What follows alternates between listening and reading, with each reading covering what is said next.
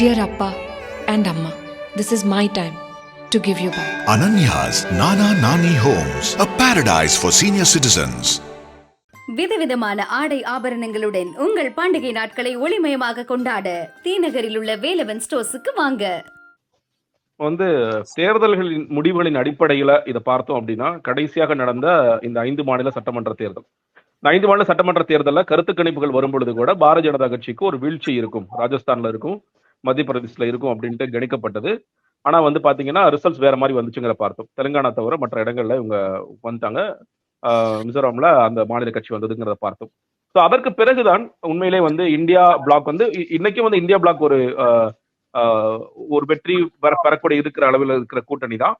ஆனா இந்தியா பிளாக்குள்ள கொஞ்சம் கேள்விகள் எழுந்து விட்டது, இன்னும் போட்டி கடுமையாகி விட்டதுங்கிறத நான் பார்க்கிறேன். ஏன்னா நீங்க இந்த 5 மாநில சட்டமன்ற தேர்தல் முடிவுகள் வந்த பிறகு வந்த சில ஆய்வுகள், லோக் நீதி, சிஎஸ்டிஎஸ் சர்வேல என்ன சொல்லுதுன்னா, அதுல ஒவ்வொரு ஊர்லயும் என்னென்ன காரணங்களால பாஜக வெற்றி பெற்றார்கள்னு பார்க்கும் பொழுது ஒவ்வொரு லோக்கல் இஷ்யூஸ் கொஞ்சம் இருக்கு. அதை தாண்டி பிரதமர் மோடி அவர்களுடைய முகத்திற்காக எத்தனை பேர் வாக்களித்தீர்கள் சொல்லும் பொழுது, ராஜஸ்தான்ல கிட்டத்தட்ட 1/6 அவருடைய முகத்துக்காக நாங்க வாக்களிச்சோம்னு சொல்றதும், சத்தீஸ்கர்ல 1/5 நாங்க வாக்களிச்சோம்னு சொல்றதும், கிட்டத்தட்ட 20% அல்ல 16% மக்கள் இந்த ஒரு ஃபேக்டருக்காக நாங்க வாக்களிக்கிறோம்னு சொல்லி சொல்றாங்க. ஏன்னா நம்ம பார்க்க வேண்டிய விஷயம், இந்த 3 மாநிலங்களிலுமே அவங்க முதலமைச்சர் வேட்பாளரை முதல்ல அறிவிக்கல, அதற்கு பிறகுதான் முதலமைச்சர்லாம் சர்ப்ரைஸா கொண்டு வந்தாங்க அப்படிங்கிறத பார்க்கிறோம். ஸோ மோடி ஃபேக்டர் அப்படிங்கிறது இன்னுமே இன்னும் சொல்ல போனா தமிழ்நாட்டில் அது 2014 இருக்கலாம், 2019 இல்ல 2024 இருக்காதுன்னு நான் கணிக்கிறேன்.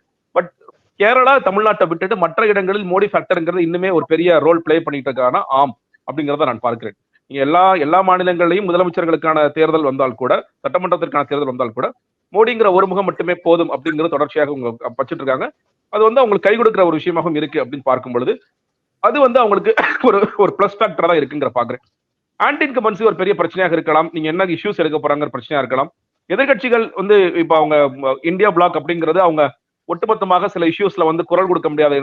ஒட்டுமொத்தமா ஒவ்வொரு விஷயத்திலும் கருத்து மாறுபாடுகள் இருக்கும். 370 ஒரு கருத்து மாறுபாடு இருக்கும், யூசிசில ஒரு கருத்து மாறுபாடு இருக்கும், ராமர் கோயில கருத்து மாறுபாடுகள் இருக்கலாம். இதெல்லாம் இன்னொரு ஊழல் சார்ந்த பிரச்சனைகள் எல்லாத்தையும் பாஜக பெருசாக்கி பாருங்க, அந்த கட்சிக்குள்ள ஒரு கூட்டணிக்குள்ள ஒரு ஒற்றுமை கிடையாது, நீங்க அவங்களுக்கா வாக்களிப்பீங்க. பிளஸ் இந்த மாதிரியான கூட்டணி கட்சிகள் எல்லாம் வாக்களிக்கும் பொழுது என்னன்னு கேட்டா ஈஸியா உடஞ்சு ஒரு நிலையான ஆட்சி கொடுக்க முடியாத அளவிற்கு இருக்கும் அப்படிங்கிற பிரச்சாரங்கள்லாம் அவர்கள் முன்வைக்கலாம் அப்படிங்கிறத பார்க்கிறேன். ஆனா ஒரு விஷயம் என்ன கேட்டீங்கன்னா, நீங்க பாஜகவுடைய எலெக்ஷன் பிளான்கவே ஒவ்வொரு தேர்தலையும் மாறுதுன்னு பார்க்கிறோம். 2014 வளர்ச்சி குறித்து பேசுகிறார் மோடி அவர்கள், கருப்பு பண மீட்பு குறித்து பேசப்பட்டது, வேலைவாய்ப்பு குறித்து பேசப்பட்டது. 2019 அதெல்லாம் எந்த அளவுக்கு நடந்துச்சுன்னு பாத்தீங்கன்னா எதுவுமே நடக்காட்டியும் 2019 அந்த நெரட்டிவ் என்னாச்சு கேட்டீங்கன்னா, பாதுகாப்பு, புல்வாமா தாக்குதல் அப்படிங்கிற பார்டர் இஷ்யூஸ், இந்த மாதிரியான விஷயங்கள்ல போயிடுச்சு. இந்த 2024 எது மிக முக்கியமான பேசுபொருளாக இருக்கிறது? நீங்க பாரதிய ஜனதா கட்சிக்கு பல விஷயங்கள் இருந்தாலும் அவர்கள் முக்கியமா கையில் எடுப்பது, அயோத்திக்கு ராமர் கோயில் நாங்க கட்டிட்டோம் பாருங்க, நாங்க தேர்தல் வாக்குறுதியில கொடுத்த மாதிரி அதை கட்டிட்டோம் அப்படிங்கிறத, அததான் இன்னைக்கு ஒரு பெரிய விஷயமாக இன்னும் சொல்ல போனா ஒவ்வொரு மாநிலத்திலும் நிறைய மக்களை கூட்டி அங்கு செல்வதை வைத்து நம்ம இந்த தேர்தல அந்த ஒரு இஷ்யூ மட்டுமே நம்ம போதும், அயோத்தி ராமர் கோயில் மட்டுமே போதும், அந்த ஒரு பிரச்சனையை வச்சுட்டு அதை நம்ம கட்டி முடிச்சிட்டோம் அப்படிங்கிற அந்த ஒரு பாசிட்டிவான மெசேஜ் வச்சுக்கிட்டு நம்ம மிக குறிப்பாக வட இந்திய மாநிலங்களில் நம் ஓட்டுக்களை அறுவடை செய்து விடலாம் அப்படின்னு நினைக்கிறேன். இன்னொரு சார், நான் இதுல ஒரு குறுக்கீடு, இந்த ராமர் கோயில் முழுமையாக கட்டி முடிக்கப்படாமலே தேர்தலுக்காகத்தான் இது ஓபன் பண்றாங்க அப்படின்னு சொல்லிட்டு காங்கிரஸ் இது புறக்கணிக்கிறதா சொல்லியிருக்காங்க. இது எந்த விதமான பாதிப்பை ஏற்படுத்தும் சார்? இல்லங்க, அதான் நீங்க தென்னிந்தியாவிற்கும் வட இந்தியாவிற்குமான ராமர் கோயில் சார்ந்த அரசியல் ஒரு வேற்றுமை இருக்குன்னு நான் பார்க்கிறேன். நீங்க தமிழ்நாட்டுல இப்ப ராமர் கோயில் குறித்து இதுக்கு ஒரு பெரிய வாக்கு வங்கி இருக்கான இல்லம் தான் சொல்லி கேரளால கிடையாது. காரணம் சவுத் இந்தியா ஃபுல்லாவே அது பெருசா பேசும் பொருள், அது பெரிய தாக்கத்தை ஏற்படுத்தும் என்னை கேட்டால் ஏற்படுத்தாது. ஆனால் வட இந்திய மக்களுக்கு நீங்க அது உணர்வு சார்ந்த விஷயமாக இருக்கு அப்படிங்கிறத பார்க்கிறோம். தொடர்ச்சியாக ராமர் கோயில் ஒரு பெரிய சாதனையாக அவங்க பார்க்கிறாங்க. அதை ஒரு வாக்கு அறுவடையாக எப்படி செய்யணுங்கிறது பாஜக தொடர்ச்சியா பண்ணிட்டு இருக்காங்க. அப்ப அந்த இடத்துல இந்தியா பிளாக்குள்ள இருக்கிற எல்லா கூட்டணியுமே கூட்டணி கட்சிகள் எல்லாருமே அதை எப்படி பிளே பண்ண போறாங்க? இப்ப இவங்க சொல்ற மாதிரி ராமர் கோயில் கட்டி முடிக்கல, அதெல்லாம் நான் போகல அப்படின்னு சொல்ல வராங்க. அதாவது இது ஒரு சித்தாந்த அரசியல் இங்க ஒண்ணு இருக்கு. ஹிந்துத்துவ அரசியல், கோர் ஹிந்துத்துவா இல்ல ஹார்ட் ஹிந்துத்துவா, சாஃப்ட் ஹிந்துத்துவா இல்ல செக்யூலர் அப்படிங்கிற எந்த புள்ளியை நோக்கி இந்தியா பிளாக்ல இருக்க கட்சிகள், அட்லீஸ்ட் காங்கிரஸ் ஆவது எந்த புள்ளியை நோக்கி நகர்றாங்க அப்படிங்கறதுல ஒரு குழப்பம் இருந்துட்டே இருக்குங்கிறத பார்க்கிறோம். அந்த குழப்பம் இப்ப தெளிவாயிடுச்சு இல்ல, அந்த குழப்பம் இல்ல, நம்ம இந்த ஹிந்துத்துவ அஜெண்டாக்குள்ள நம்ம போன சாஃப்ட் ஹிந்துத்துவா கூட நம்ம எடுக்க வேண்டிய அவசியம் இல்ல, நம்ம பியூரா வந்து செக்குலர் அப்படிங்கிற அஜெண்டாக்குள்ள போயிடலாம் அப்படிங்கிற நிலைப்பாடுக்கு வந்துட்டாங்களா அப்படிங்கிறது ஒரு சித்தாந்த ரீதியாக இந்த கேள்வி தொடர்ச்சியா வைக்கப்பட்டு கொண்டே இருக்கு. அதனால மிக பேசுவாங்க. ஆனால் ஒரு விஷயம் சேர்த்து பார்க்க வேண்டியதா இருக்கிறது.